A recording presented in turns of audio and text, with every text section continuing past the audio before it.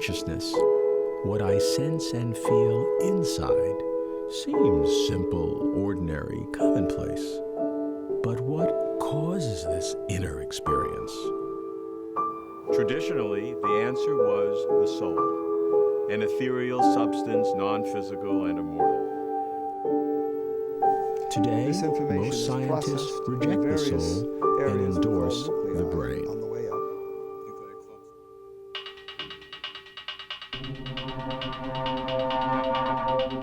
But how can the brain, this mushy mass of nerve cells passing chemicals and shooting sparks, experience the setting sun, the Mozart Requiem, romantic love?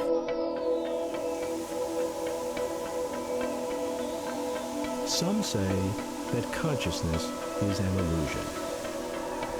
Others that nothing is more fundamental. I did a doctorate in brain research, but I'm baffled by consciousness. Why is consciousness so mysterious? I'm Robert Lawrence Kuhn, and Closer to Truth is my journey to find out.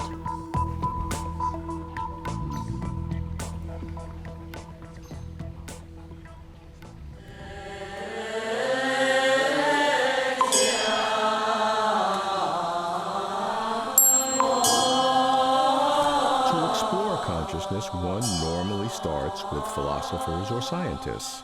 I start with neither. This is kind of what we call the open heart. Yifa was once a lawyer in Taiwan who wanted to be president. She is now a Buddhist nun to whom consciousness transcends philosophy or science.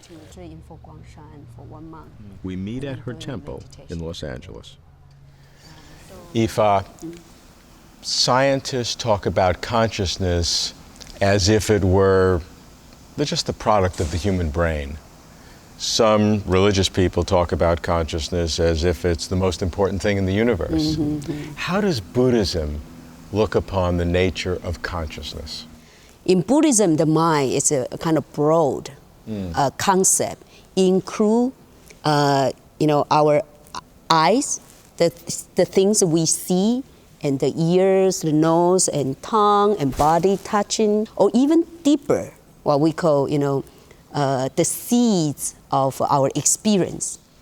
So these are all facets of consciousness. This is all consciousness, and of course, this consciousness always change. I know that in the West, we separate the mind and body, or people say, okay, that's only material. But Buddhism is not, kind of black and white. It's more like a spectrum. For example, humans experience certain thing, and the animal are different. So there's different kinds of consciousness because of the experiences and the sensations that each have. Exactly. Or even Buddhism will say the karma are different. Yeah. Our karma are different. What is the relationship between karma and consciousness? Literally, karma means action. Of course, it's not just a physical action.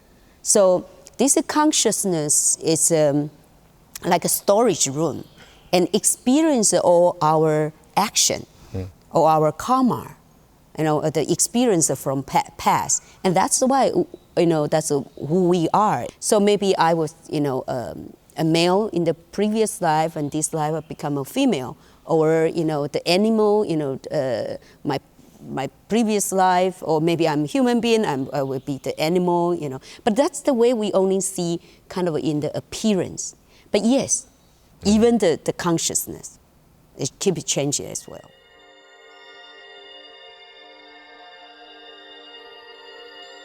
Consciousness as change? My consciousness does change in that I'm aware of ever different sensations or thoughts. But how can my consciousness be change?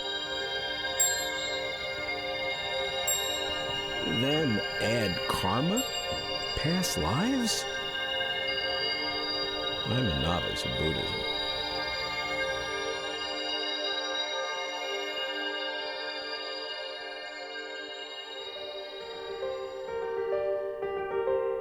I bet Susan Blackmore has a different view.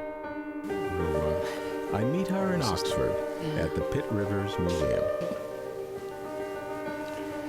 Sue is a former parapsychologist who now debunks ESP as nonsense. Sue, I've been talking to many cosmologists, and whether they happen to be atheists or theists, virtually every one points to consciousness, if I push them hard enough, as something that resides at the most fundamental level. I've been shocked at how many people, how many physicists use consciousness as the most fundamental thing in the universe. Well, some of them I know are just waffling and making nonsense of it. People swing wildly between materialism and idealism with consciousness. I think we have to start from how it feels. It feels like there's an immortal soul. It feels as though what's important about me is that I'm conscious. There's things I'm conscious of and there's me.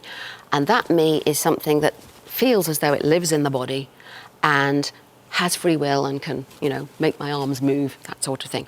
It just seems to feel that way. But you then go and look in a brain, and what do you find? I mean,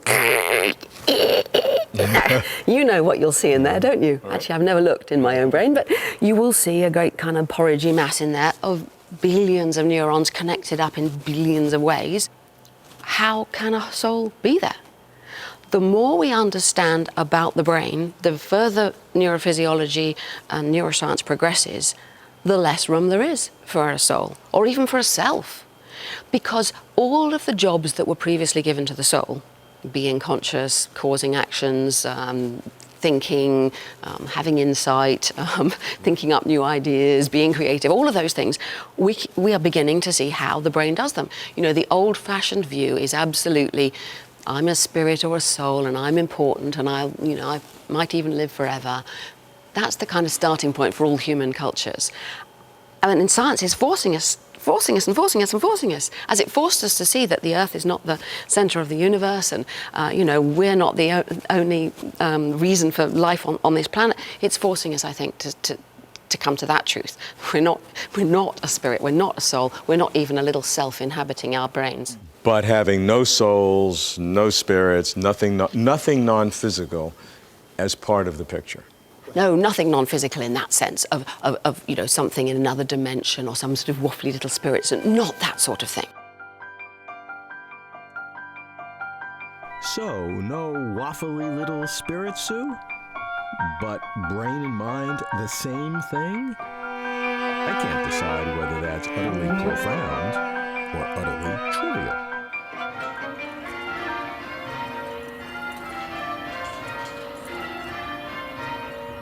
How would a Christian respond? Since I'm in Oxford, I'll go see Keith Ward, former professor of divinity at the university.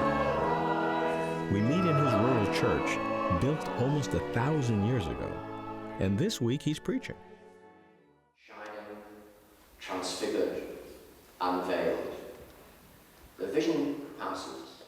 Keith, I think you hit on consciousness as a key element, a selector, because many of those scientists or philosophers who would subscribe to the vacuousness of religion would also assign consciousness to be a pure function of human brain. Do you see consciousness as that critical selector?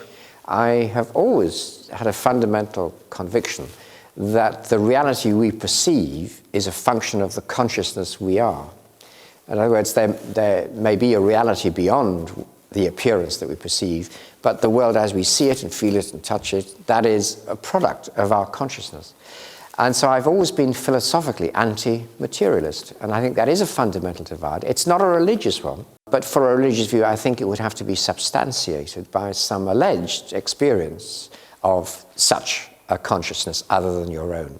But the philosophical view enables that experience to occur, and it makes it seem rational. And so the philosophical view and the religious experience appear to corroborate one another, or at least that's how it seems to me. It sounds like you're saying that consciousness is even more fundamental, in a sense, than religion per se, that it's sitting below.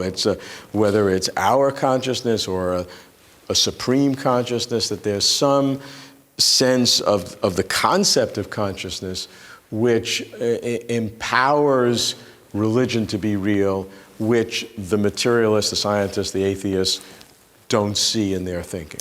I think that's exactly right. And one reason that some scientists object to some religious views is that those religious views are just particular, very culturally bound attempts to access the cosmic consciousness.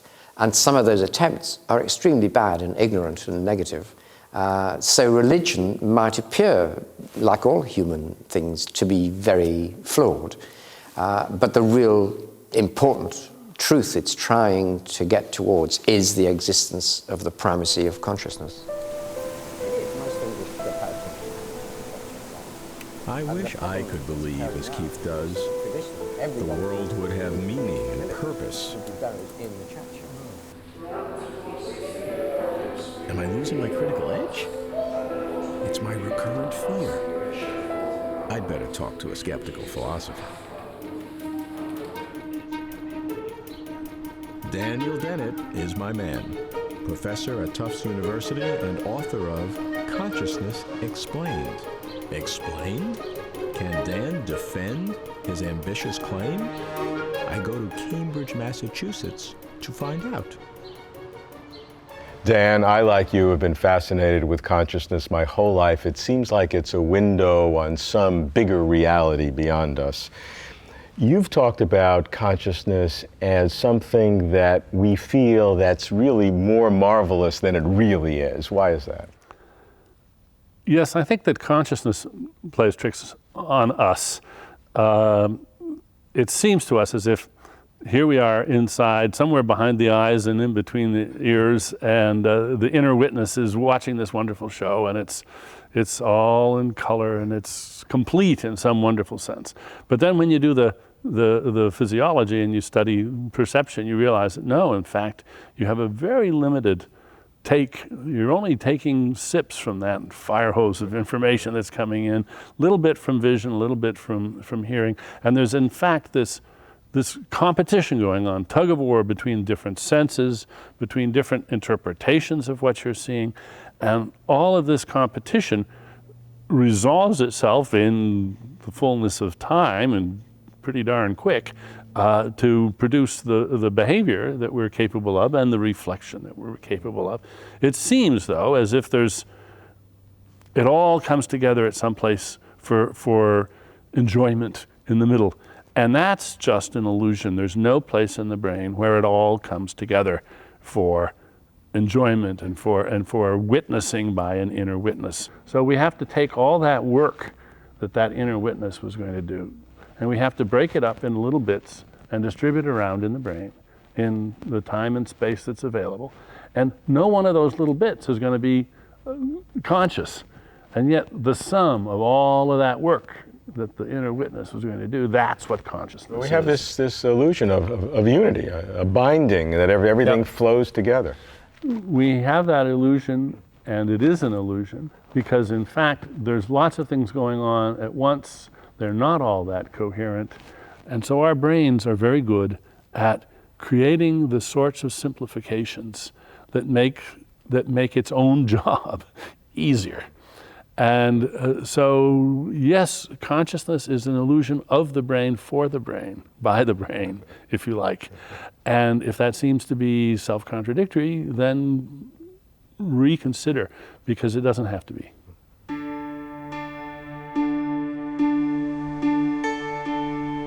If Dan is right and consciousness is an illusion, all of me is in my head.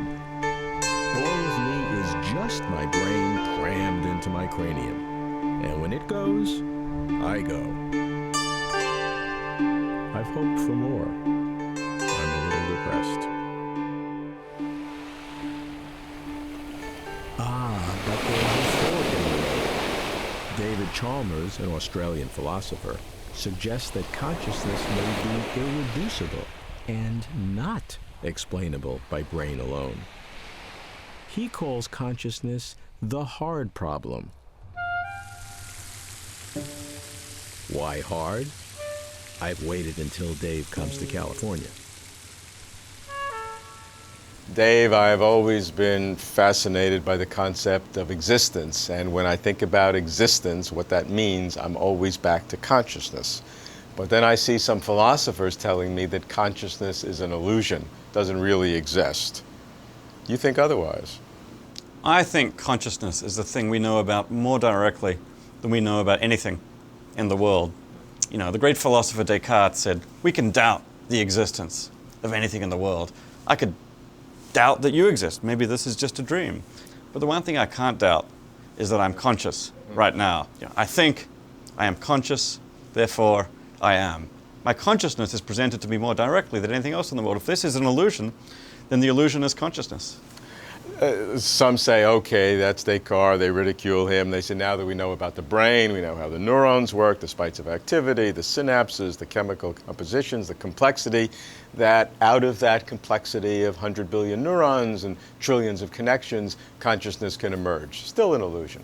Maybe consciousness emerges from something else. I mean, this is a further question downstream, but the number one datum of the science of consciousness and the philosophy of consciousness is there is consciousness. Is it the first element of reality, or is it something derivative? Is it sort of a second element of reality that somehow emerges from the brain? Well, that's an open question at least, but you can't question that consciousness exists. I tell you what, I can question your consciousness. I can't be 100% certain that you are conscious right now. Maybe you're just like acting conscious and you're walking the walk, you're talking the talk. Maybe nothing's going on in there. Maybe you're a zombie. I can't question my consciousness. I'm experiencing it directly. All right, it's more real to me than anything else. Tell me about zombies. It's a funny word, but there's some significance there. But the zombies that philosophers are concerned with, they're just like you and me, but they lack consciousness. They walk around acting like a conscious being, talking like a conscious being, but they're not conscious. You stick them with the pin, they say, ow. Exactly. And you ask them, are you conscious? They say yes. And no one thinks zombies actually exist. I mean, I'm not a zombie. I don't think you're a zombie. But we can at least make sense of the idea. They seem to at least be imaginable. Our world is not a world of zombies. We're not robots. We're not automata. We're conscious. And that itself is something that needs explanation. There's a lot of things we want to explain when we explain consciousness. You might want to explain things like how it is that my brain perceives something in the environment, and a stimulus hits my retina, my brain integrates information, I react, I point, I say something. Maybe you could give an explanation of those things in terms of circuits in my brain or algorithms in my brain, but those are just the easy problems. The hard problem of consciousness is, why is all that processing accompanied by conscious experience? Why does it feel like something from the inside? Why do we have this amazing inner movie going on in our minds all the time? And it looks like the whole story you tell about neural circuits and computational mechanisms, it just leaves that question out. For that, we need an extra ingredient in the picture, I think. We need to bring in consciousness itself, on my view, as fundamental. Fundamental, Dave? Like the forces of physics, not derived from them? Consciousness in some proto-form, existing everywhere? From the very beginning? That's kind of extreme.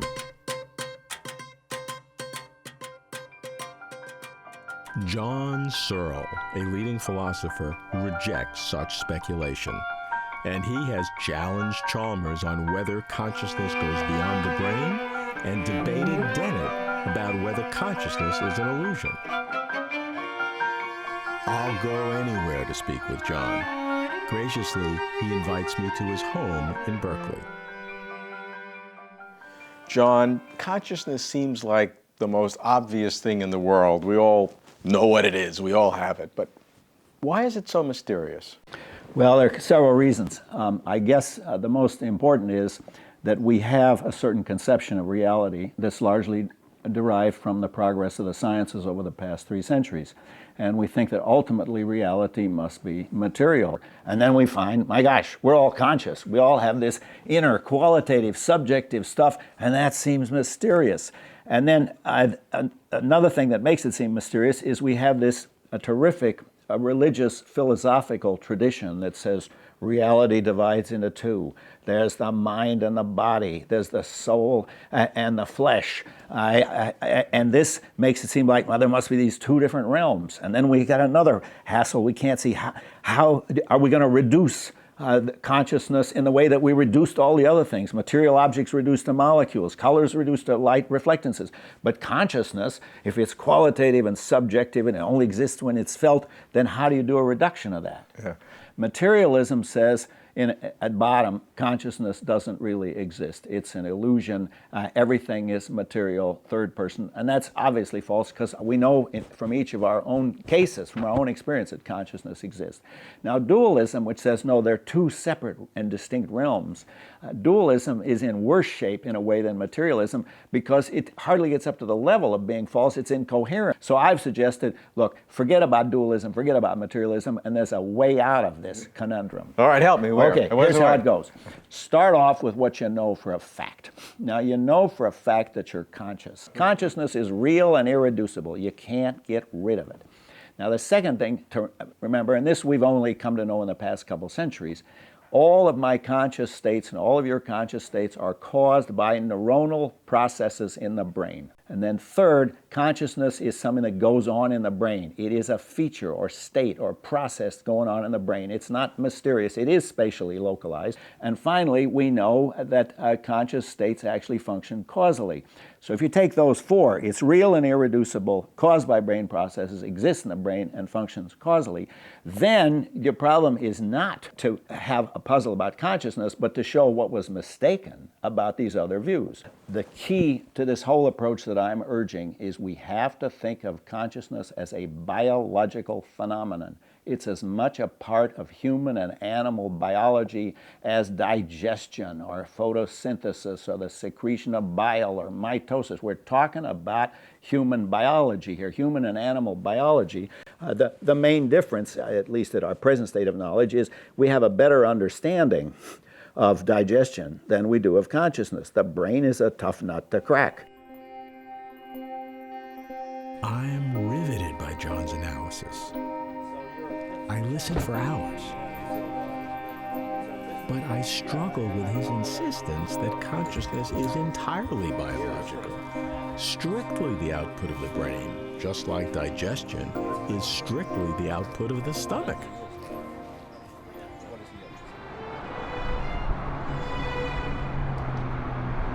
Colin McGinn, an English philosopher who teaches in Miami, is a Mysterian on consciousness, and I want to find out why.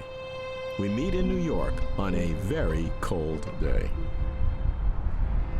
Colin, consciousness seems like the most obvious thing in the world. Why do you think it's so mysterious? What's mysterious about consciousness is how it relates to other things in the world, particularly the brain. And the trouble is that the brain is simply made of biological cells, and they have electrical and chemical connections to each other. But how does that explain why the brain generates consciousness and not the kidneys or the liver or the heart, which are also made of biological cells? It can't be the electricity, because that would be an electricity theory of consciousness, and nobody defends that view, so that can't be it.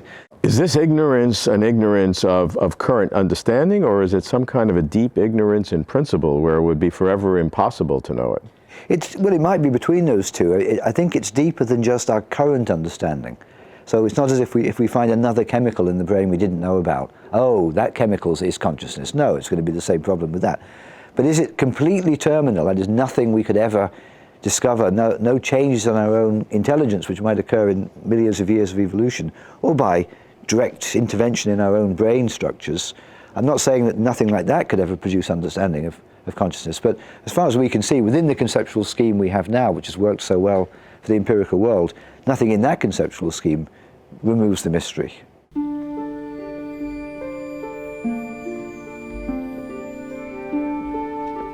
About consciousness, I understand everything. I understand nothing. On one extreme, consciousness doesn't exist. On the other, it's a fundamental part of existence. So does truth harmonize the two? Where consciousness is real, but entirely the product of the physiological brain? That's not my bet. Harmony stakes no claim on truth. consciousness self seems so radically different from brain chemicals and sparks. I dread wishful thinking, but I sense that consciousness may reflect a deeper reality. It is a sense I cannot defend. My search is what this entire series is all about, an exploration of cosmos, consciousness, and God. I'll accept uncertainty, but not sloppy thinking. Getting closer to truth.